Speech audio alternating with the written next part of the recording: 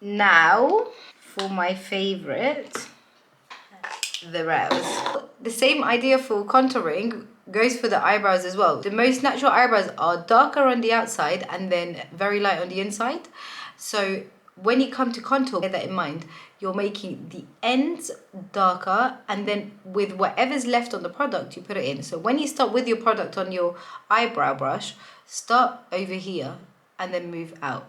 Now, if you don't have any experience with eyebrows, but you still want to fix them and you've got more eyebrows than I have, then the easiest thing, until you get the hang of doing your eyebrows, if you just want a quick thing, just use eyebrow mascara, or just use your mascara on your eyebrows actually if you've got dark eyebrows. You just raise them up with the mascara and then just go the top over them.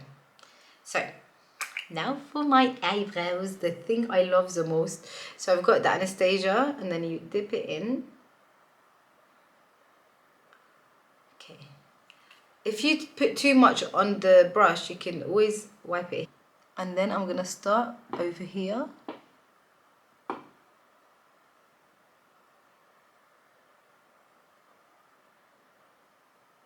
And then go to the ends. I haven't put anything on my product yet, so I'm just pulling it upwards and then around. And then with whatever's left, I'm just brushing it upwards at the ends, like so. Now, I like a bit more height on my face, so I'm gonna do that. I'm gonna put a bit more height on my face by just doing a teeny amount right at the arch. You see that? I haven't even dipped this brush in again. It was just one brush movement.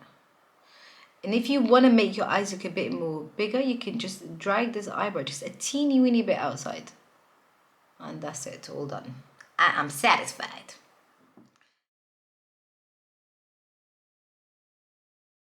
يلا ركز يا حبيبتي. يعني بس